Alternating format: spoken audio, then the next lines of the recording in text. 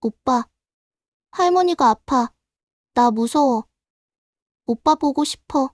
잠깐, 차 세워. 사단장 한정우, 소장이 급히 차에서 내렸습니다. 부대 정문 앞 철책을 붙잡고 절규하는 어린 소녀의 모습에 30년 군 생활 동안 처음 보는 충격을 받았거든요. 13살 하늘이는 혼자서 수백 킬로미터를 여행해 오빠를 찾아왔습니다. 군복을 입은 오빠 이도윤과 철망 사이로 손을 맞잡은 채 눈물을 흘리고 있었어요. 이 가족에게는 생계를 위협하는 절망적인 현실이 기다리고 있었습니다. 서류 한 장 때문에 흩어져야 하는 가족, 제도의 벽 앞에서 무너져가는 청춘, 그리고 모든 것을 바꿔놓은 작은 소녀의 용기가 있었거든요. 대체 이 가족에게 무슨 일이 일어났길래 어린아이가 이런 절박한 여행을 떠나야 했을까요? 지금부터 가족을 지키기 위해 싸운 한 청년의 눈물겨운 이야기를 들려드리겠습니다. 잠깐만요. 혹시 지금 어디서 듣고 계신가요? 구독과 좋아요 미리 눌러주시면 건강하고 행복한 기운 듬뿍 받으실 거예요. 그럼 지금 본편 바로 시작하겠습니다. 새벽 4시 도시의 모든 것이 잠들어 있습니다.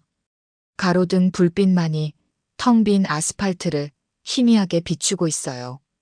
차가운 바람이 불어오는 가운데 바퀴 굴러가는 소리만이 고요함을 깨뜨리고 있죠.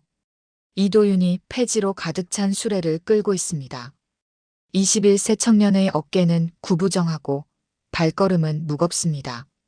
낡은 작업복 위로 입김이 하얗게 올라오고 무릎에 붙인 파스의 냄새가 찬 공기에 섞여 들어가요. 물류센터에서의 8시간 야간 알바를 마치고 집으로 돌아가는 길이거든요. 수레 안에는 오늘 밤 모은 골판지와 폐지들이 가지런히 쌓여 있어요. 한 장 한 장이 소중한 돈이 됩니다. 킬로그램당 100원, 하루 종일 모아봐야 겨우 몇천 원에 불과하지만 그것마저도 이 가족에게는 소중해요. 도윤은 걸음을 멈추고 잠시 허리를 펴며 어깨와 등의 결림을 달래봅니다. 멀리서 새벽 첫 차가 지나가는 소리가 들려와요. 곧 사람들이 하나둘 거리로 나올 시간이죠. 반지하 집 앞에 다다르자 작은 창문 사이로 따뜻한 불빛이 새어나옵니다. 현관문을 여는 순간 김치찌개 끓는 냄새가 코끝을 찔러요. 83세 할머니 이오키가 무릎을 절뚝거리며 주방에 서 계십니다. 등이 많이 굽었지만 여전히 정성스럽게 아침을 준비하고 계세요.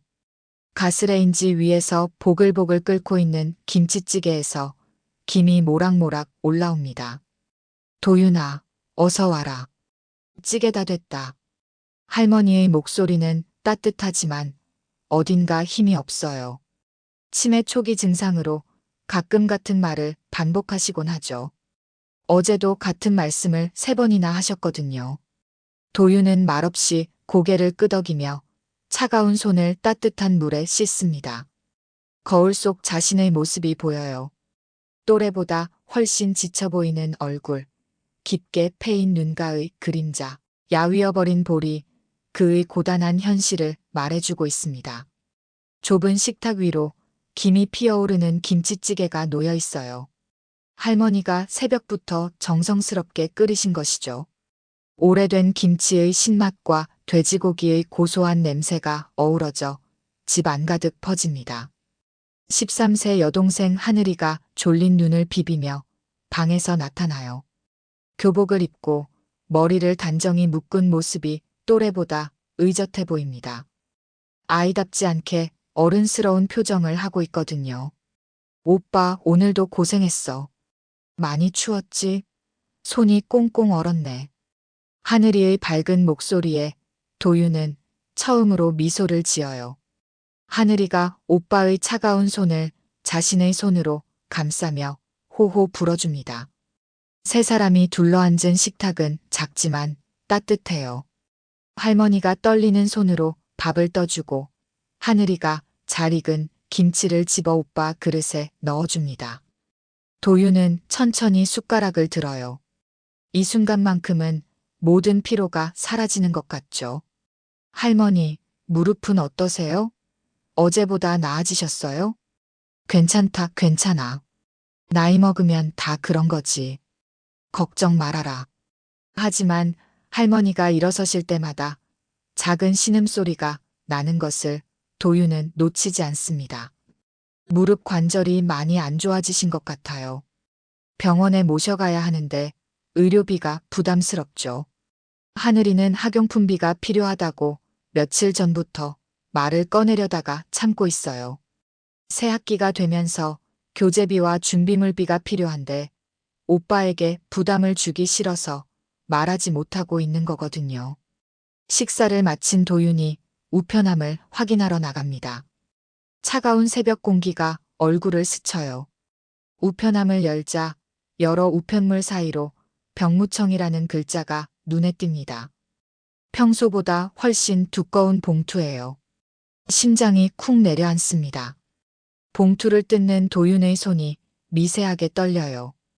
귀하의 생계곤란 병역 감면 신청은 기각되었습니다.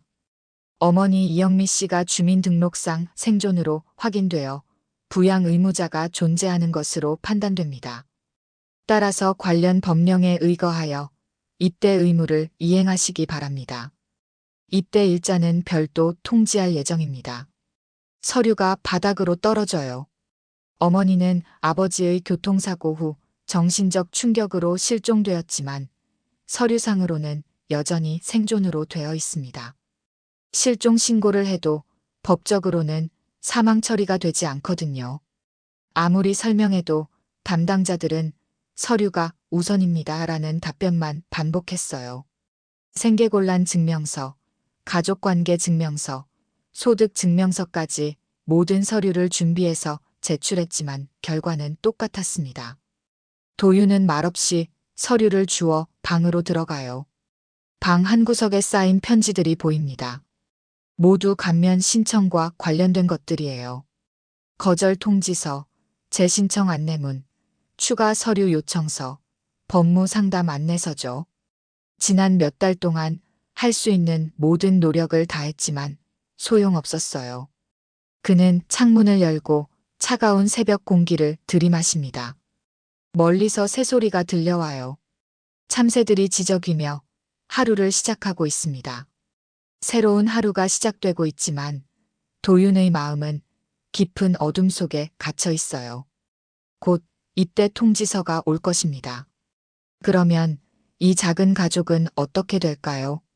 할머니의 치매는 점점 심해지고 있고 하늘이는 아직 어린아이인데 혼자서 모든 것을 감당해야 하거든요. 도윤은 책상에 앉아 편지지를 꺼내요.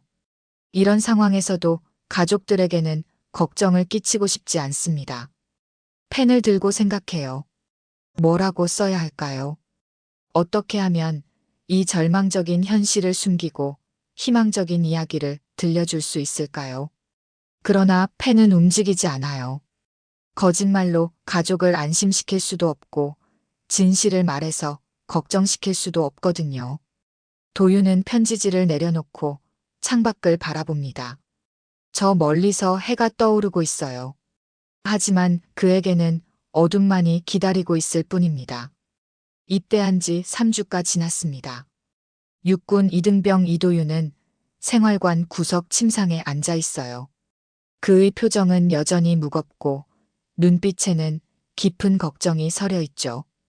다른 동기들과는 확연히 다른 분위기를 풍기고 있습니다. 생활관 안은 시끌벅적해요. 동기들이 야식 얘기를 하며 웃고 떠드는 소리가 사방에서 들려옵니다. 누군가는 연예인 얘기를, 누군가는 게임 얘기를, 또 누군가는 고향 친구들 얘기를 하죠. 20살 남짓한 청춘들의 활기찬 목소리가 생활관을 가득 채워요. 하지만 도윤은 한마디도 하지 않습니다. 마치 투명인간처럼 그 자리에 있을 뿐이거든요. 야, 이도윤. 너 고향 어디야? 맨날 조용하네. 동기 중 한 명이 호기심을 갖고 말을 걸어봅니다. 도윤은 잠시 주춤하다가 간단히 대답해요. 서울이야. 서울 어디? 나도 서울인데 강남이야. 너는? 그냥 서울이야. 뭐 하던 사람이야? 대학생? 이랬어. 무슨 일? 그냥 여러 가지. 더 이상의 대화는 이어지지 않아요. 도윤의 무뚝뚝한 태도에 동기들도 점차 말을 걸지 않게 됩니다. 그들은 도윤을 말없는 녀석, 재미없는 놈 정도로 생각하기 시작해요. 점심시간에도 혼자 먹고 휴식 시간에도 혼자 침상에 앉아있는 도윤을 보며 몇몇은 수근거리기도 하죠. 쟤 왜 저래? 좀 이상하지 않아? 집에 무슨 일 있나 봐. 맨날 심각해. 하지만 도윤은 그런 시선들을 신경 쓰지 않습니다. 아니, 신경 쓸 여유가 없어요. 온 마음이 고향에 남겨둔 가족들에게 가 있기 때문이거든요. 밤이 되면 도윤만의 시간이 시작돼요. 취침 시간이 되어 불이 꺼지고 생활관이 조용해지면 그는 이불 속에서 작은 손전등을 켭니다. 속옷함에서 편지지와 펜을 꺼내어 가족에게 보낼 편지를 쓰기 시작해요. 이때만큼은 그의 굳은 표정이 부드러워집니다. 손전등 불빛 아래 펜 끝에서 나오는 글씨는 또박또박하지만 그 안에 담긴 그리움은 무거워요. 도윤은 항상 밝은 내용으로 편지를 씁니다. 가족들이 걱정하지 않도록 하기 위해서죠. 하늘아, 오빠가 없어도 할머니 잘 챙기고 있지? 군대 밥도 맛있고 동기들도 좋은 사람들이야. 훈련은 힘들지만 재미있어. 김치찌개 먹을 때마다 너희 생각이 난다. 할머니가 끓여주신 그 맛이 그리워. 곧 면회 올 수 있으니까 조금만 기다려. 할머니 무릎 아프시면 꼭 병원 가시라고 해. 우리 하늘이가 의젓하게 잘 돌봐드리고 있다는 거 오빠가 다 알고 있어. 걱정하지 마. 하지만 실제로는 매일 밤 잠들기 전까지 가족 걱정에 잠을 이루지 못해요. 할머니의 치매가 더 심해지지는 않을까? 하늘이가 혼자서 모든 집안일을 하고 있을까? 생활비는 충분할까? 하늘이가 학교에서 괴롭힘 당하지는 않을까? 수많은 걱정들이 머릿속을 맴돕니다. 임지환 상사는 이러한 도윤의 모습을 지켜보고 있어요. 35세의 베테랑 부사관인 그는 지금까지 수많은 신병들을 봐왔습니다. 처음엔 도윤을 그저 무뚝뚝한 신병 정도로 생각했거든요. 요즘 젊은 군인들 중에는 소통을 어려워하는 경우가 많거든요. 하지만 밤마다 편지를 쓰는 모습, 훈련 중에도 멍하니 어딘가를 바라보는 모습, 동기들과 어울리지 못하는 모습을 보며 뭔가 다르다는 걸 느꼈어요. 어느 날 밤 도윤이 편지를 쓰다가 그만 책상에 엎어져 잠들어 있는 모습을 발견합니다. 손전등은 여전히 켜져 있고 반쯤 완성된 편지가 펼쳐져 있어요. 편지 내용이 어렴풋이 보입니다. 걱정하지 마, 곧 만나자, 사랑한다는 따뜻한 말들이 가득해요. 임 상사는 조심스럽게 다가가서 손전등을 끄고 담요를 덮어줍니다. 다음 날 아침, 임 상사가 도윤에게 조심스럽게 말을 걸어요. 잠 못 자냐? 도윤은 잠시 망설이다가 솔직하게 대답합니다. 네, 좀. 신경 쓰이는 일이 있어서 말입니다. 집일이냐? 네. 가족들이 걱정됩니다. 가족이 몇 명이냐? 할머니하고 여동생이 있습니다. 부모님은 돌아가셨습니다. 임 상사는 더 이상 묻지 않아요. 경험상 억지로 말을 끌어내는 것보다는 스스로 말할 때까지 기다리는 것이 좋다는 걸 알고 있거든요. 대신 그날부터 도윤에게 특별한 관심을 갖기 시작합니다. 훈련 중에 물을 더 챙겨주고 식사 시간에 반찬을 하나 더 얹어주고 생활관 점검 때는 다른 침상보다 좀 더 관대하게 넘어가요. 말로 표현하지는 않지만 작은 배려들을 보여줍니다. 도윤도 그런 배려를 느끼고 있어요. 고개를 숙여 감사 인사를 할 때마다 임 상사는 괜찮다는 듯 손을 흔들며 넘어갑니다. 그러던 어느 날 도윤에게 집에서 편지가 와요. 하늘이가 보낸 것입니다. 하지만 평소와는 다른 짧은 내용이에요. 글씨체도 평소보다 흔들리고 있죠. 오빠 할머니가 넘어져서 아프셔서 병원에 가셨어. 무릎을 많이 다치셨는데 괜찮대. 걱정하지 마. 나는 괜찮아. 혼자서도 잘하고 있어. 편지를 읽는 도윤의 손이 떨려요. 글자 사이사이에서 하늘이의 불안감이 느껴집니다. 분명 무슨 큰일이 일어난 것 같아요. 하지만 여기서는 아무것도 할 수 없습니다. 도윤은 편지를 꽉 쥐고 하늘을 올려다봅니다. 그날 밤 도윤은 전혀 잠을 이루지 못해요. 임 상사가 몰래 지켜보니 도윤이 침상에 앉아 편지를 계속 읽고 또 읽고 있습니다. 그리고 손으로 얼굴을 감싸고 있어요. 우는 건지 그냥 생각에 잠긴 건지 알 수 없지만 그의 어깨가 작게 떨리고 있어요. 임 상사는 마음이 아파집니다. 이 청년에게 무슨 일이 일어나고 있는 것일까요? 집에서는 큰 변화가 일어나고 있었어요. 할머니 이오키가 폐지를 주우러 나갔다가 골목 계단에서 넘어져 무릎을 크게 다친 것입니다. 동네 정명자 아주머니가 우연히 발견해서 병원으로 옮겼지만 입원이 필요한 상황이었거든요. 무릎 인대가 늘어나고 뼈에 금이 간 상태였어요. 13세 하늘이는 갑자기 완전히 혼자가 되었습니다.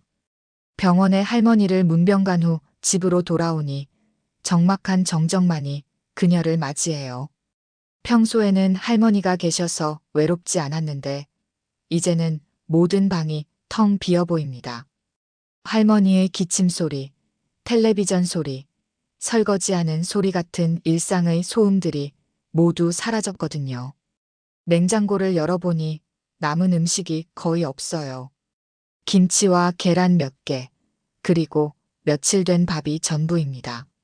하늘이는 라면을 끓여보려 했지만 가스레인지 사용법을 정확히 몰라서 포기했어요. 오빠가 항상 가스는 위험하니까 혼자 만지지 말라고 했기 때문이죠. 대신 편의점에서 산 빵과 우유로 끼니를 때웁니다. 삼각김밥도 사 먹어보지만 집에서 먹던 따뜻한 밥맛과는 너무 달라요. 첫째 날 밤이 되자 더욱 무서워집니다. 평소에는 할머니와 함께 텔레비전을 보며 시간을 보냈는데 지금은 혼자서 모든 소리가 크게 들려요.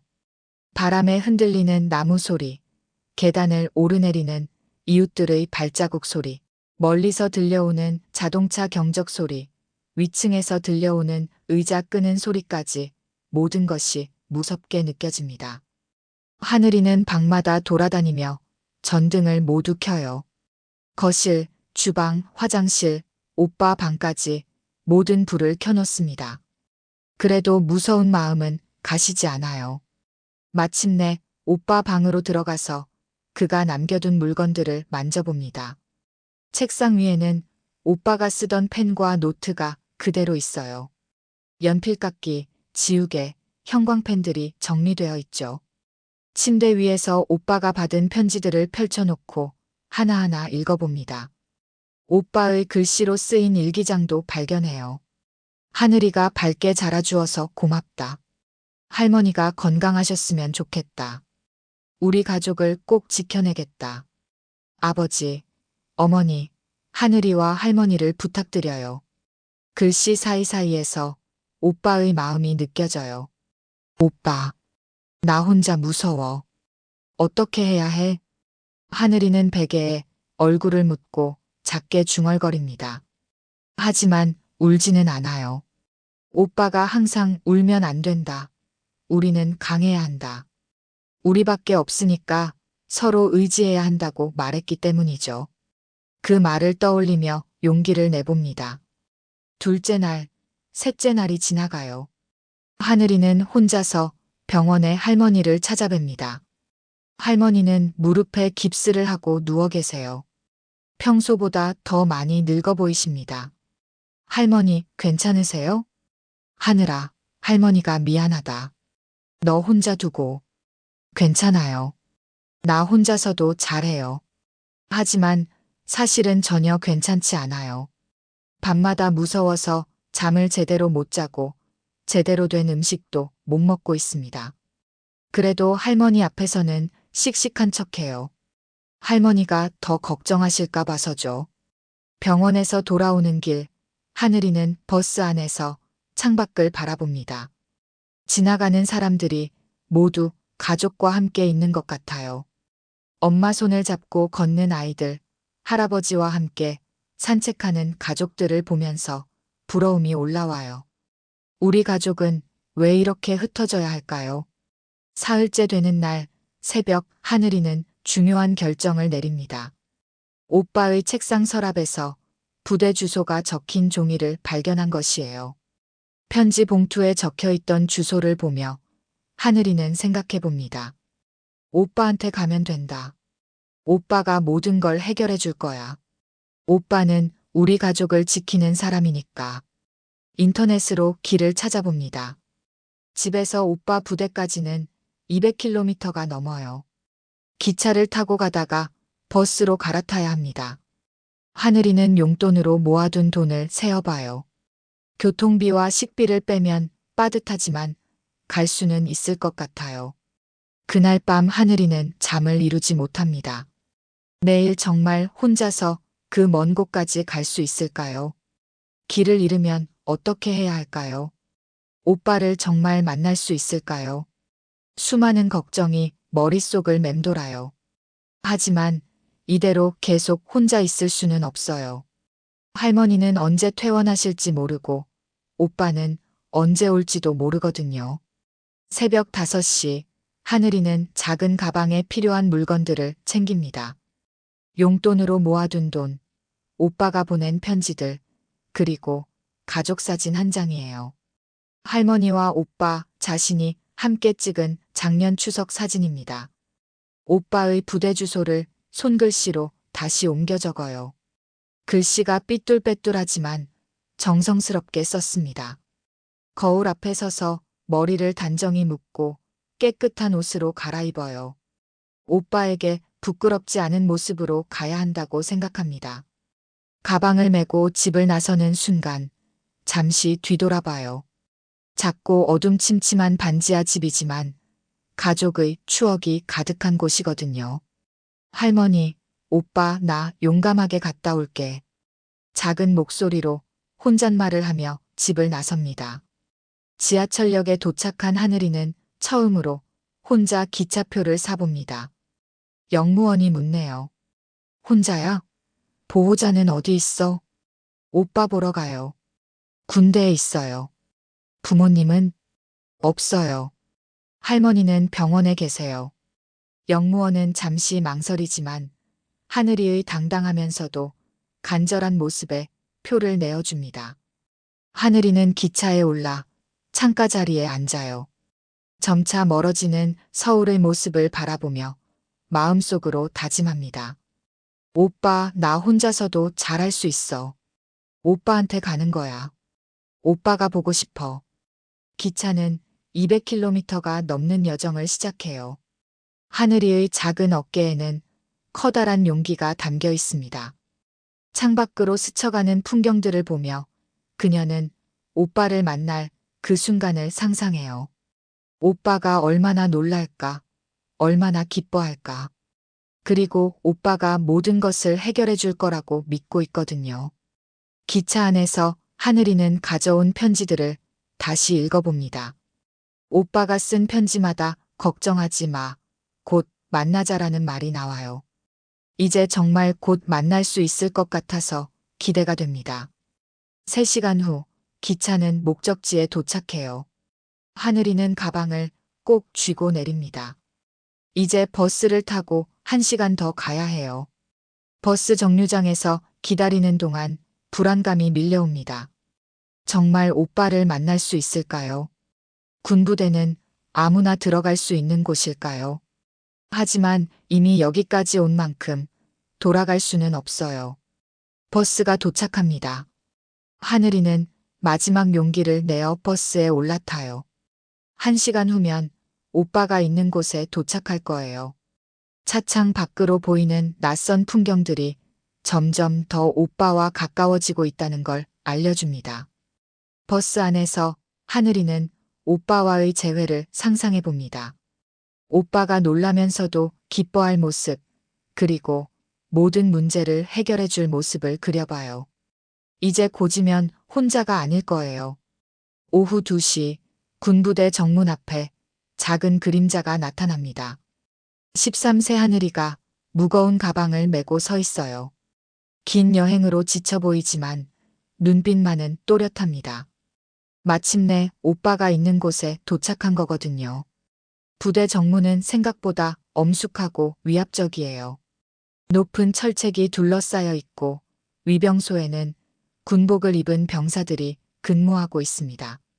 하늘이는 잠시 주춤하다가 용기를 내어 위병소로 다가가요.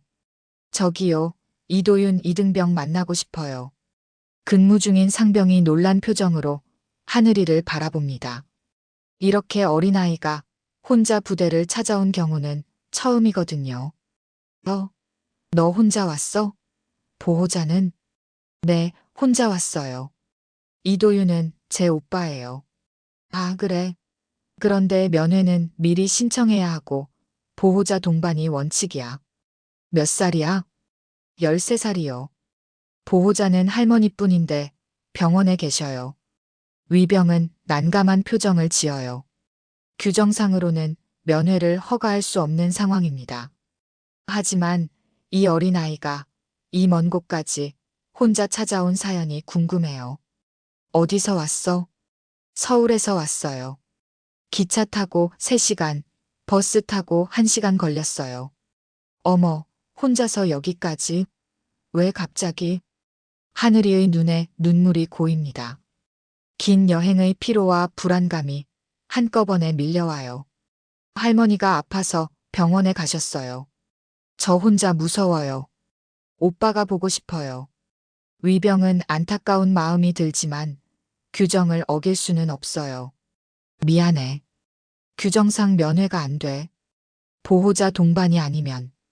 그럼 오빠를 밖으로 나오게 할 수는 없어요? 잠깐만이라도요? 그것도 안 돼. 미안하다. 하늘이는 절망적인 표정을 지어요. 이렇게 멀리까지 와서 오빠를 못 만난다니요. 그녀는 철책 앞으로 다가가서 양손으로 철망을 붙잡습니다. 오빠, 나 여기 있어. 하늘이야. 하늘이의 절규가 부대 안까지 울려 퍼져요. 목이 쉴 정도로 큰 소리로 오빠를 부릅니다. 눈물이 볼을 타고 흘러내리지만 계속 소리쳐요. 오빠, 할머니가 아파. 나 무서워. 오빠 보고 싶어. 작은 손가락들이 철망 사이로 들어가며 더 세게 붙잡아요. 손가락 끝이 빨갛게 될 정도로 힘을 주고 있습니다. 그때 부대 안에서 차량 한 대가 정문 쪽으로 향하고 있었어요. 차 안에는 한정우 사단장이 타고 있습니다. 56세의 베테랑 군인인 그는 30년 넘게 군 복무를 해온 사람이에요. 수많은 일을 겪어봤지만 철책을 붙잡고 울부짖는 어린 소녀의 모습은 처음 봅니다. 잠깐, 차 세워. 사단장이 급히 차에서 내려요. 하늘이의 절규 소리가 계속 들려옵니다. 위병들이 당황해하며 하늘이를 진정시키려 하지만 소용없어요. 오빠, 제발, 나 여기 있다고. 사단장이 정문으로 다가갑니다. 위병들이 경례를 하며 상황을 보고하려 하지만 사단장의 시선은 온통 하늘이에게 가 있어요. 무슨 일이냐? 보고드립니다. 이도윤 이등병의 여동생이라고 하는데 혼자 서울에서 왔다고 합니다. 면회 규정에 혼자 왔다고? 사단장이 하늘이에게 다가가요. 하늘이는 여전히 철책을 붙잡고 흐느끼고 있습니다. 아가야, 나 좀 봐. 하늘이가 고개를 들어요. 눈물과 콧물로 범벅이 된 얼굴이지만 눈빛만은 또렷해요. 너 이도윤의 동생이야? 네. 오빠 만나고 싶어요. 제발요. 혼자 여기까지 어떻게 왔어? 기차랑 버스 타고 왔어요. 할머니가 아파서 병원에 가셨어요. 저 혼자 무서워서. 오빠가 보고 싶어서. 사단장의 표정이 점점 심각해져요. 이 어린아이가 수백 킬로미터를 혼자 여행해서 오빠를 찾아온 것입니다. 가방에 뭐가 들어있어? 하늘이가 가방을 열어요. 안에서 편지들이 쏟아져 나옵니다. 오빠가 보낸 편지들, 그리고 가족 사진이 나와요. 사단장이 편지 중 하나를 집어 읽어봅니다. 도윤이 가족에게 보낸 편지예요. 걱정하지 마. 오빠가 돌아가면 모든 게 괜찮아질 거야. 우리 가족 꼭 지킬게. 편지 곳곳에서 가족에 대한 사랑과 책임감이 느껴져요. 이 편지들 다 내 오빠가 보낸 거야? 네. 오빠가 매일 편지 써주셨어요. 저랑 할머니 걱정하지 말라고. 사단장의 마음이 무거워집니다. 30년 군 생활을 하면서 이런 가슴 아픈 사연은 처음이에요. 이 어린 소녀의 용기와 오빠에 대한 사랑, 그리고 절절한 가족의 깊은 감동을 받습니다. 편지를 더 읽어봐요. 하늘아, 오빠 없어도 씩씩하게 지내줘. 할머니 잘 모시고 곧 만날 수 있을 거야. 글씨 하나하나에서 이 청년의 마음이 느껴져요. 좋아. 내 오빠 불러올게. 정말요? 정말 만날 수 있어요? 그래. 잠깐 기다려. 사단장이 위병에게 지시해요. 이도윤 이등병 즉시 정문으로 소집하라. 10분 후 도윤이 뛰어와요. 갑작스러운 소집 명령에 무슨 일인가 싶어 불안해하며 정문에 도착합니다. 그리고 철책 너머로 하늘이를 발견하는 순간 세상이 멈춘 것 같아요. 하늘아, 오빠. 두 남매가 철책을 사이에 두고 서로를 바라봅니다. 도윤의 눈에도 눈물이 고여요. 이 어린 동생이 혼자서 이 먼 곳까지 찾아온 것입니다. 하늘아, 어떻게? 혼자 어떻게 여기까지? 오빠 보고 싶었어. 할머니가 아파서. 나 혼자 무서웠어. 철망 사이로 손을 뻗어 서로의 손을 잡아요. 차가운 철망이 있지만 서로의 온기가 전해져요. 사단장이 옆에서 지켜봅니다. 이 장면을 보는 모든 사람들의 마음이 무거워져요. 가족이라는 이름으로 서로를 지키려는 순수한 사랑이 느껴지기 때문이거든요. 오빠, 언제 집에 와? 하늘아. 오빠가 어떻게 하면 될지 모르겠어. 그때 사단장이 나서요. 이 상황을 그냥 두고 볼 수는 없어요. 한정우 사단장은 즉시 상황을 파악하기 시작합니다. 접견실로 하늘이와 도윤을 데려가서 자세한 이야기를 들어봐요. 도윤이 떨리는 목소리로 가족 상황을 설명해요. 보고드립니다. 아버지는 제가 고등학교 1학년 때 교통사고로 돌아가셨고, 어머니는 그 충격으로 실종되셨습니다. 할머니와 여동생을 제가 부양하고 있었는데 생계곤란 감면 신청이 기각되어 입대하게 되었습니다. 사단장이 심각한 표정으로 듣고 있어요. 하늘이는 오빠 옆에 바짝 붙어 앉아 있습니다. 감면이 왜 기각됐지? 어머니가 서류상으로는 생존으로 되어 있어서 부양 의무자가 존재한다고 판단된다고 했습니다. 실종 신고는 했나? 네, 했습니다. 하지만 법적으로는 사망 처리가 안 된다고 하더라고요. 사단장이 한숨을 쉬어요. 전형적인 행정의 경직성 때문에 벌어진 일입니다. 서류상의 형식이 현실의 고통을 외면하고 있는 거거든요. 하늘아, 지금 할머니는 어떠시냐? 무릎을 다치셔서 병원에 계세요. 혼자 걷기 힘드시대요. 너는 지금 혼자 지내고 있고? 네. 무서웠어요. 그래서 오빠한테 왔어요. 사단장의 마음이 무거워져요. 이런 상황에서 이 청년을 계속 현역으로 복무시키는 것이 옳은 일인가 하는 생각이 듭니다. 도윤아, 상근 예비역 전환 신청을 해봤냐? 그게 뭡니까? 집에서 통근하면서 근무할 수 있는 제도가 있어. 가족 부양이 필요한 경우에 적용되는 거야. 도윤의 눈에 희망이 번져요. 그럼 집에서 가족들과 함께 지낼 수 있는 건가요? 그렇지. 낮에는 부대 근처에서 근무하고 밤에는 집에 갈 수 있어. 신청하고 싶습니다. 사단장이 박서진 대위를 불러서 상황을 설명하고 상근 예비역 전환 신청서를 작성하도록 지시해요. 박 대위는 32세의 젊은 장교로 부하들의 사정을 잘 챙기는 것으로 유명합니다. 도윤아, 필요한 서류들을 준비해서 신청해봐. 가족관계 증명서, 소득 증명서, 부양가족 확인서 등이 필요해. 모든 서류를 준비해서 제출했어요. 도윤과 하늘이는 결과를 기다리며 희망에 부풀어 있습니다. 드디어 함께 살 수 있을 것 같거든요. 하지만 일주일 후 결과는 절망적이었어요. 조태영 중령이 신청서에 빨간 도장을 찍으며 거절 처리를 한 것입니다. 49세의 조 중령은 원리원칙주의자로 유명해요. 감정보다는 규정을 우선시하는 사람입니다.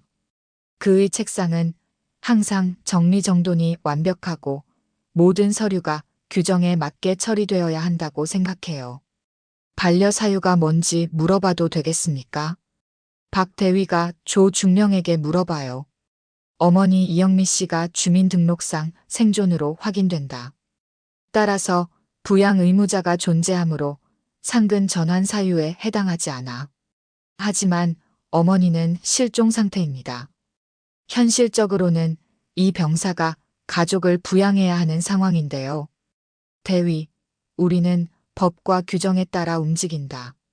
서류상으로는 부양 의무자가 존재하는 것으로 확인되거든 든. 감정에 휘둘려서는 안 돼. 조 중령은 차가운 목소리로 말해요. 그에게는 규정이 전부입니다. 사람의 사정이나 현실적인 어려움은 고려 대상이 아니거든요. 그렇다면 실종 증명서는 어떻습니까? 경찰서에서 발급받은 실종과 사망은 다르다. 법적으로는 여전히 생존하고 있는 것으로 간주해. 조 중령이 서류를 정리하며 말해요.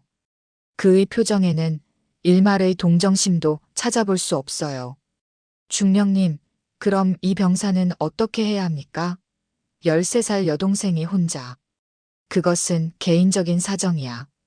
군은 개인 사정을 고려해서 운영되지 않아. 모든 군인이 각자의 사정을 들고 온다면 부대 운영이 되겠나? 박 대위는 답답한 마음을 감추지 못해요. 하지만 중령의 결정을 번복할 수는 없습니다. 처리 완료. 반송. 조 중령이 도장을 꾹 찍으며 서류를 넘겨줘요. 빨간 글씨로 반려라는 도장이 찍힌 서류를 보며 박 대위의 마음이 무거워집니다. 도윤에게 결과를 전달하는 박 대위의 표정도 무거워요. 미안하다, 도윤아. 거절됐어. 왜요? 모든 서류를 다 준비했는데. 어머니 문제 때문이야. 서류상으로는 생존으로 되어 있어서. 도윤의 얼굴이 창백해져요. 또다시 서류의 벽에 막힌 것입니다. 하늘이도 상황을 이해하고 오빠의 손을 꼭 잡아요. 그럼 저는 어떻게 되는 거예요? 계속 여기서 복무해야 하는 거예요? 그렇게 될 것 같아. 정말 미안해. 박 대위도 마음이 아파요. 이런 경우를 보면 제도의 한계를 느끼게 되거든요. 오빠. 하늘이가 작은 목소리로 오빠를 부르며 눈물을 글썽여요. 이렇게 멀리까지 와서도 함께 있을 수 없다는 게 너무 슬픕니다.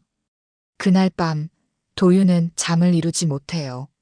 하늘이는 근처 여관에서 머물고 있습니다. 내일이면 서울로 돌아가야 해요.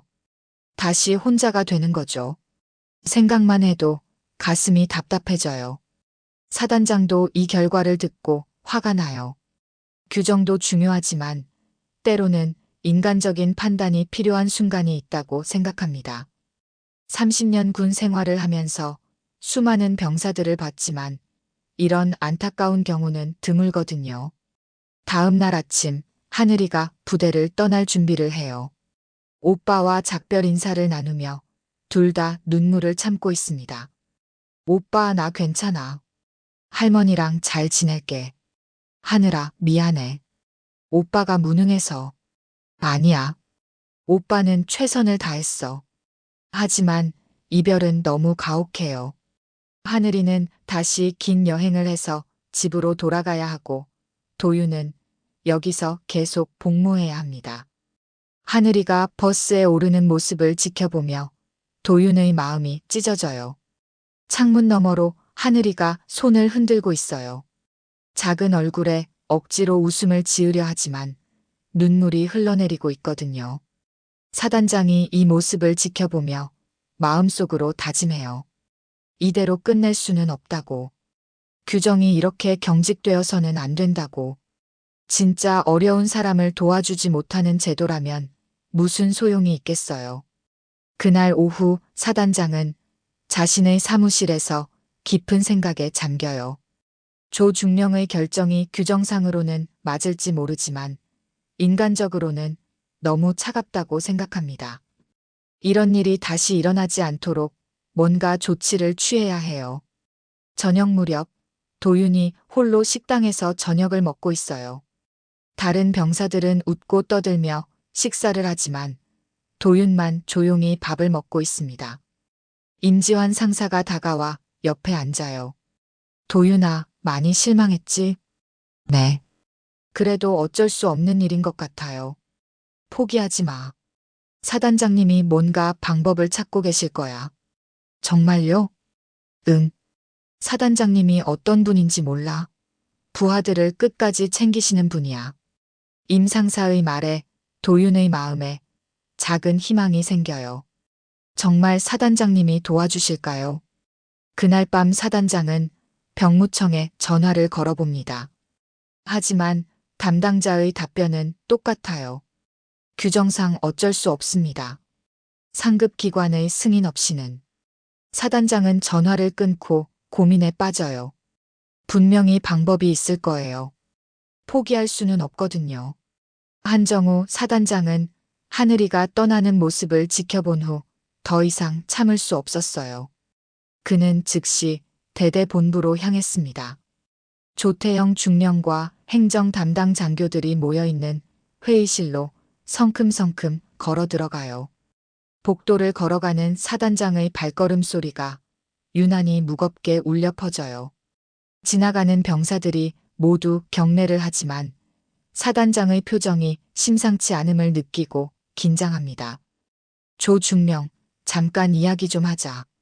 사단장의 목소리가 평소보다 낮고 무거워요. 조중령과 다른 참모들이 일어나 경례합니다. 사단장의 표정이 심상치 않음을 느낀 조중령이 긴장해요. 보고드립니다. 무슨 일이십니까? 이도윤 이등병 상근 전한 건 말이야. 왜 거절했나? 규정에 따라 처리했습니다. 부양 의무자가 존재하므로. 부양 의무자? 사단장의 목소리가 점점 커져요. 회의실 안의 공기가 무거워집니다. 어머니가 실종된 지 몇 년인데 무슨 부양 의무자야? 서류상으로는 생존으로 확인됩니다. 법적 근거가. 법적 근거. 사단장이 회의 테이블을 손바닥으로 탁 쳐요. 테이블 위의 물컵이 흔들리고 서류들이 흩날려요. 회의실 안이 조용해집니다. 30년 군 생활 동안 쌓인 사단장의 권위가 회의실을 압도해요. 자네는 어제 그 아이가 우는 모습을 봤나? 13살짜리가 혼자서 수백 킬로미터를 와서 오빠를 찾는 모습을. 조중령이 말을 잇지 못해요. 어제 철책을 붙잡고 우는 하늘이의 모습이 떠오르거든요. 사단장님, 저희도 안타깝습니다. 하지만 규정을 어길 수는. 규정. 사단장이 자리에서 일어나요. 키가 큰 사단장이 일어서니 회의실이 더욱 좁아 보입니다. 우리가 뭘 위해 군인이 된 건가? 국민을 지키기 위해서 아닌가? 그런데 우리가 지켜야 할 국민이 고통받고 있는데 서류 때문에 외면한다고? 사단장의 목소리가 회의실을 가득 채워요. 참석한 모든 장교들이 숨을 죽이고 있습니다. 중령, 자네는 가족이 있나? 네, 있습니다. 자녀도? 네, 딸이 하나 있습니다. 몇 살인가? 12살입니다. 그럼 어제 그 아이와 비슷한 나이네. 사단장이 조중령을 똑바로 바라봐요. 조중령의 얼굴에 당황스러운 표정이 스쳐가요. 만약 자네 딸이 그런 상황에 처한다면 어떻겠나? 아버지가 군대에 있는데 규정 때문에 도와줄 수 없다면? 조중령의 얼굴이 굳어져요. 자신의 딸을 생각하니 마음이 아픕니다.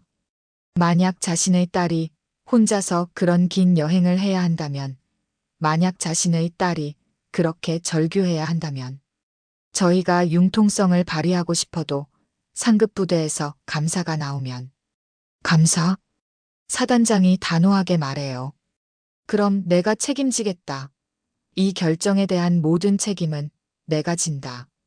이도윤 이등병 상근 예비역 전환을 즉시 승인하라. 회의실 안이 조용해져요. 사단장의 결단력 있는 목소리가 울려 퍼집니다. 하지만 사단장님, 병무청에서. 병무청은 내가 직접 연락하겠다. 우리 부대 소속 병사의 일인데 우리가 결정할 수 있는 일 아닌가? 행정장교가 조심스럽게 말해요. 사단장님, 절차상 병무청 승인이 필요합니다. 우리 단독으로는. 그럼 지금 당장 병무청에 연락해라. 내가 직접 얘기하겠다. 사단장이 전화기를 집어들어요. 병무청 담당자와 직접 통화를 시작합니다. 회의실 안의 모든 사람들이 긴장하며 지켜봐요. 여보세요, 병무청입니까? 육군 제3사단 한정우 사단장입니다. 이도윤 이등병 상근 전환건으로 연락드렸습니다. 전화 너머로 담당자의 목소리가 들려와요. 아, 그거는 이미 검토했는데 부양 의무자 존재로 부적격 판정이. 담당자님, 현장 상황을 제대로 파악하셨습니까? 사단장의 목소리가 점점 거세져요. 어머니는 실종 상태고 할머니는 치매 초기에 현재 입원 중입니다. 13살 여동생이 혼자 있는 상황인데요. 그래도 법적으로는. 법적? 사단장이 전화기를 꽉 쥐어요. 그럼 이 아이가 굶어 죽어도 법적으로 문제 없다는 말씀입니까? 사단장의 목소리가 점점 거세집니다. 전화를 듣고 있는 모든 사람들이 긴장해요. 우리는 국민의 생명과 안전을 지키는 군인입니다. 서류상의 형식 때문에 국민이 고통받는 걸 외면할 수는 없습니다. 이거는 즉시 승인해 주시기 바랍니다. 사단장님, 저희도 이해는 하지만 선례가 되면. 선례요? 사단장이 냉소적인 웃음을 지어요. 좋습니다. 이런 좋은 선례가 많이 생겼으면 좋겠네요. 형식보다 사람을 먼저 생각하는 선례 말입니다. 1시간 동안의 통화가 이어져요. 사단장은 포기하지 않고 계속 설득합니다. 때로는 엄하게, 때로는 간곡하게 이야기해요. 마침내 병무청에서 특별 승인이 나와요. 다양한 증빙 자료와 현장 상황 보고서를 제출하는 조건으로 상근 예비역 전환이 허가된 것이에요. 사단장이 전화를 끊고 회의실을 둘러봐요. 모든 참모들이 안도의 한숨을 쉬어요. 됐다. 승인 났어. 조중령과 참모들이 안도의 한숨을 쉬어요. 그들도 마음 한구석으로는 도윤을 도와주고 싶었거든요. 즉시 이도윤 이등병을 호출해서 결과를 알려줘라. 그리고 여동생에게도 연락하고. 네, 알겠습니다. 사단장이 자리에서 일어나며 마지막으로 말해요. 앞으로 이런 일이 있으면 규정도 중요하지만 사람을 먼저 생각하라. 우리는 서류를 지키는 군인이 아니라 사람을 지키는 군인이다. 네, 알겠습니다. 모든 참모들이 큰 소리로 대답해요. 사단장의 말에 깊이 공감하고 있어요. 1시간 후 도윤이 호출돼요. 또 무슨 일인가 싶어 불안한 마음으로 본부에 도착합니다. 이도윤 이등병. 네. 상근 예비역 전환이 승인되었다. 예. 정말입니까? 도윤은 자신의 귀를 의심해요. 며칠 전에 거절됐는데 갑자기 승인이 되다니요. 사단장님께서 직접 병무청과 협의해서 특별 승인 받으셨다. 일주일 후부터 상근 근무 시작이다. 감사합니다. 정말 감사합니다. 도윤의 눈에 눈물이 맺혀요. 드디어 가족 곁으로 돌아갈 수 있게 된 것이에요. 여동생에게도 연락해라. 좋은 소식 알려줘야지. 네. 바로 연락드리겠습니다. 그날 저녁 하늘이는 서울 집에서 전화를 받아요. 하늘아, 나야. 오빠, 잘 지내? 응, 좋은 소식이 있어. 오빠가 집에서 통근할 수 있게 됐어. 정말? 정말이야? 그래. 사단장님이 도와주셔서 승인받았어. 이제 매일 집에 올 수 있어. 전화기 너머로 하늘이의 흐느끼는 소리가 들려와요. 기쁨의 눈물이에요. 오빠, 고마워. 정말 고마워. 나도 고마워. 우리 하늘이가 용감해서 오빠를 구해준 거야. 그날 밤 도윤은 오랜만에 편안한 잠을 자요. 마침내 가족 곁으로 돌아갈 수 있게 된 것이에요. 일주일 후 드디어 상근 근무가 시작되는 날입니다. 도윤은 새벽 5시에 일어나 군복을 차려입어요. 오늘부터는 매일 아침 부대로 출근하고 저녁에는 집으로 돌아올 수 있습니다. 가슴이 두근거려요. 마치 첫 출근을 하는 사회초년생 같은 기분이에요. 거울 앞에서 군복을 다시 한번 정리해 봅니다. 계급장이 반듯하게 달려 있는지, 단추가 제대로 채워져 있는지 확인해요. 오늘부터는 다른 의미의 군 생활이 시작되는 거거든요. 가족을 지키면서도 군인으로서의 의무를 다할 수 있게 된 것이에요. 부대에서 첫 상근 근무를 마친 후 도윤은 곧바로 병원으로 향합니다. 2주 넘게 할머니를 뵙지 못했어요. 하늘이와도 제대로 된 대화를 나누지 못했고요. 병원까지 가는 길이 이렇게 설렐 줄 몰랐어요. 버스를 타고 가면서 창밖을 바라봐요. 지나가는 모든 풍경이 새롭게 느껴집니다. 이제 매일 이 길을 다닐 수 있어요. 가족이 있는 곳으로 돌아가는 길을 매일 걸을 수 있거든요. 병원 복도를 걸어가는 도윤의 발걸음이 빨라져요. 군복을 입은 채로 병원에 들어서니 사람들의 시선이 집중됩니다. 간호사들이 궁금한 표정으로 바라보고 환자들도 관심을 갖고 쳐다봐요. 하지만 도윤은 신경 쓰지 않아요. 지금은 오직 가족을 만나는 일만 중요하거든요. 병실 문 앞에 서서 잠시 숨을 고르어요. 문 너머로 할머니와 하늘이의 목소리가 들려와요. 일상적인 대화 소리가 이렇게 소중하게 느껴지는 건 처음이에요. 병실 문을 엽니다. 할머니가 침대에 누워 계세요. 무릎에 깁스를 하고 계시지만 얼굴에는 미소가 번져요. 옆에서 하늘이가 할머니께 책을 읽어드리고 있어요. 평화로운 오후의 한 장면이죠. 할머니, 도윤아, 우리 도윤이. 할머니의 목소리에 기쁨이 가득해요. 치매 초기지만 손자를 알아보시는 모습에 도윤의 마음이 따뜻해져요. 도윤이 침대 옆으로 다가가 할머니의 손을 잡아요. 할머니의 손은 전보다 더 거칠고 야위어져 있어요. 병원에 계신 동안 많이 힘드셨을 거예요. 할머니, 많이 아프셨죠? 제가 없는 동안. 괜찮다, 괜찮아. 우리 하늘이가 잘 돌봐줬어. 너는 어떻게 여기 올 수 있는 거냐? 상근 근무로 바뀌었어요. 이제 매일 집에 갈 수 있어요. 할머니의 눈에 눈물이 맺혀요. 치매 초기지만 손자의 고생을 모르지 않으셔요. 이 청년이 얼마나 힘들게 살아왔는지, 얼마나 가족을 위해 애써왔는지 다 알고 계시거든요. 고생 많았구나. 정말 고생 많았어. 할아버지가 보고 계실 텐데. 할머니가 도윤의 손을 꼭 잡으며 말씀하세요. 돌아가신 할아버지 이야기가 나오자 세 사람 모두 잠시 조용해져요. 하늘이가 오빠에게 달려와요. 2주 만의 재회라 그런지 더욱 반가워 보여요. 오빠, 정말 매일 집에 올 수 있어? 그래. 이제 우리 다시 같이 살 수 있어. 꿈만 같아. 정말 꿈만 같아. 세 사람이 서로 껴안아요. 병실 안에 따뜻한 기운이 돌아요. 2주 넘게 떨어져 있던 가족이 다시 만난 것이에요.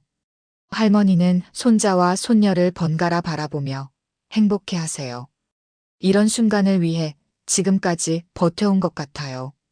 할머니, 언제 퇴원하세요? 내일 모레 퇴원한대. 무릎이 많이 좋아졌어.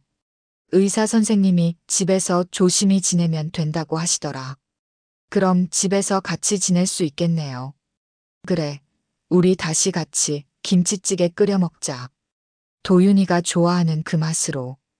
하늘이가 오빠에게 지난 2주 동안의 이야기를 들려줘요. 혼자 있으면서 얼마나 무서웠는지, 할머니가 아픈 동안 어떻게 지냈는지, 오빠가 보고 싶어서 어떻게 부대까지 갔는지, 그리고 오빠 때문에 얼마나 걱정했는지까지. 하늘아, 고생 많았어. 이제 오빠가 지켜줄게. 응, 나도 이제 무섭지 않아. 오빠가 매일 집에 있을 거니까. 도윤이 할머니께 상근 근무에 대해 자세히 설명드려요. 낮에는 부대 근처에서 근무하고 저녁에는 집에 와서 가족과 함께 지낼 수 있다고. 주말에는 완전히 자유시간이라고 설명해요. 그럼 우리 도윤이가 고생 끝난 거네. 이제 걱정 안 해도 되겠구나. 네, 할머니. 이제 걱정 마세요. 제가 계속 가족을 지킬게요. 할머니가 도윤의 손을 더 꽉 잡으세요. 이 손자가 얼마나 의젓하게 자랐는지, 얼마나 책임감이 강한지 새삼 느끼게 되세요. 병원에서 2시간을 보낸 후 도윤과 하늘이는 집으로 향해요. 오랜만에 함께 걷는 길이 새로워요. 하늘이는 오빠 손을 꼭 잡고 놓지 않아요. 마치 놓치면 다시 사라질까봐 걱정하는 것 같아요. 오빠 정말 꿈 같아. 이제 매일 함께 있을 수 있다니. 나도 그래. 솔직히 안 될 줄 알았어. 사단장님이 정말 좋은 분이시구나. 나중에 꼭 인사드려야겠어. 그래. 사단장님 덕분이야. 사단장님이 아니었으면 불가능했을 거야. 집에 도착하니 반지하의 작은 공간이지만 무척 따뜻하게 느껴져요. 2주 넘게 비어있던 집에 다시 생기가 돌아온 것 같아요. 도윤이 집안을 둘러봐요. 모든 것이 그대로 있지만 이제는 다른 의미로 다가와요. 하늘이가 냉장고를 열어봐요. 오빠 라면 끓여줄까? 내가 이제 라면은 잘 끓여. 그래, 우리 하늘이가 끓여주는 라면 먹어보자. 하늘이는 서투르지만 정성스럽게 라면을 끓여요. 오빠가 없는 동안 혼자서 배운 것이에요. 계란도 넣고 파도 송송 썰어 넣어요. 예전보다 훨씬 능숙해졌어요. 오빠 맛있어? 세상에서 제일 맛있어. 정말 그랬어요. 가족이 함께 먹는 음식은 어떤 것보다 맛있거든요. 단순한 라면이지만 이보다 더 맛있는 음식은 없을 것 같아요. 저녁을 먹으며 도윤이 앞으로의 계획을 세워요. 상근 근무를 하면서도 저녁에는 아르바이트를 계속할 거예요. 가족의 생계를 책임져야 하니까요. 하늘이 학용품도 새로 사주고 할머니 병원비도 제대로 낼 수 있을 거예요. 오빠 너무 무리하지 마. 건강이 제일 중요해. 괜찮아. 이제 가족이 함께 있으니까 무엇든 할 수 있어. 그날 밤 도윤은 오랜만에 자신의 침대에서 잠을 자요. 생활관의 단체 침상이 아닌 집의 자신만의 공간에서요. 옆방에서는 하늘이의 고른 숨소리가 들려와요. 평범하지만 소중한 일상이 돌아온 것이에요. 침대에 누워 천장을 바라보며 도윤은 생각해봐요. 이 모든 일이 어떻게 가능했을까? 사단장님의 도움, 하늘이의 용기, 그리고 포기하지 않은 자신의 노력까지. 모든 것이 맞아떨어져서 이런 기적이 일어난 것 같아요. 새벽에 일어나 출근 준비를 하는 도윤을 하늘이가 배웅해줘요. 오빠, 조심히 다녀와. 응, 저녁에 봐. 할머니 퇴원하는 날이니까 빨리 와. 알았어. 퇴원 시간에 맞춰서 갈게. 도윤이 집을 나서며 뒤돌아봐요. 작은 창문으로 하늘이가 손을 흔들고 있어요. 이 모든 것이 꿈만 같아요. 가족과 함께 할 수 있다는 것, 매일 집에 돌아올 수 있다는 것이. 그날 오후 도윤은 퇴근 후 바로 병원으로 달려가요. 할머니 퇴원을 도와드리기 위해서죠. 할머니가 휠체어에 앉아 퇴원 준비를 하고 계세요. 할머니, 집에 가요. 그래, 집에 가자. 우리 집이 제일 좋지. 세 사람이 함께 집으로 향해요. 할머니가 집에 도착하시자 환한 미소를 지으세요. 역시 집이 제일 좋구나. 그날 저녁, 세 사람이 함께 저녁을 준비해요. 할머니가 앉아서 지시하시고 도윤과 하늘이가 함께 요리해요. 오랜만에 가족이 모두 모인 식탁이에요. 석 달이 지났어요. 이도윤의 새로운 일상이 완전히 자리 잡았습니다. 매일 아침 6시에 일어나 부대로 출근하고 오후 5시에 퇴근해서 저녁 아르바이트를 해요. 밤 10시쯤 집에 돌아와 가족과 함께 하루를 마무리합니다. 힘들지만 행복한 일상이에요. 할머니는 완전히 회복되어 다시 집안일을 도맡아 하고 계세요. 무릎이 아직 완전하지는 않지만 손자가 매일 집에 오는 것만으로도 기력이 돌아오신 것 같아요. 치매 증상도 많이 완화되었어요. 가족이 함께 있으니 마음이 안정된 덕분이겠죠. 하늘이는 성적이 많이 올랐어요. 오빠가 함께 있어서 마음이 안정된 덕분입니다. 친구들도 많이 사귀었고 학교 생활도 훨씬 즐거워졌어요. 무엇보다 매일 오빠가 집에 와서 숙제를 도와주니까 공부가 재미있어졌거든요. 어느 저녁 도윤이 아르바이트를 마치고 집에 돌아와요. 문을 열자 김치찌개 냄새가 반겨줘요. 할머니가 정성스럽게 끓인 저녁이 준비되어 있어요. 이 냄새를 맡을 때마다 집에 돌아왔다는 실감이 나요. 도윤아, 어서 와라. 오늘 하늘이가 상 탔대. 상? 무슨 상? 하늘이가 상장을 들고 나타나요. 얼굴에 환한 미소가 번져 있어요. 오빠, 나 모범학생상 받았어. 정말? 우리 하늘이가? 도윤이 상장을 받아보며 뿌듯해해요.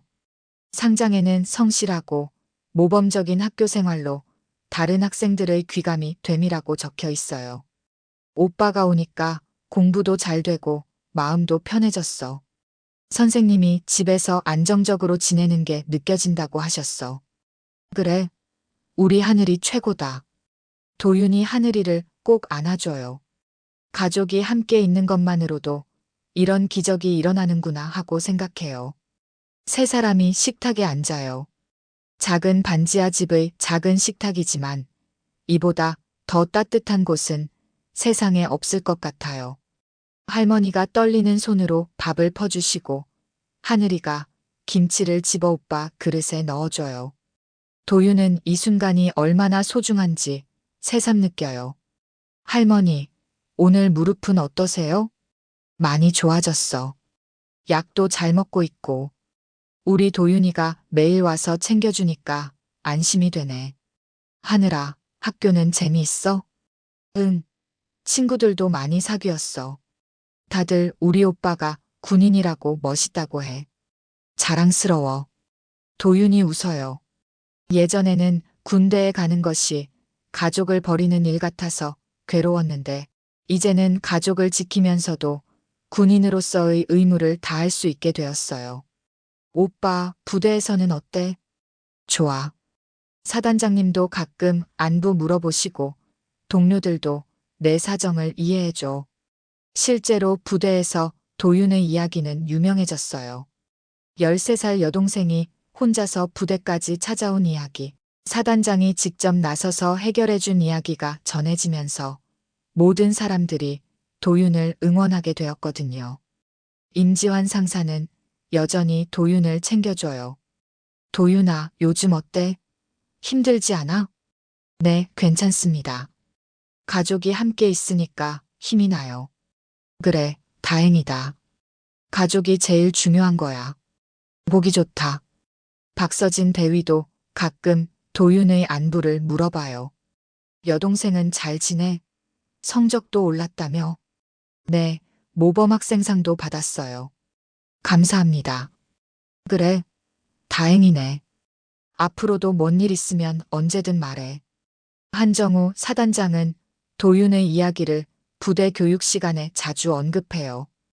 여러분, 군인은 무엇을 위해 존재합니까? 국민을 지키기 위해서입니다.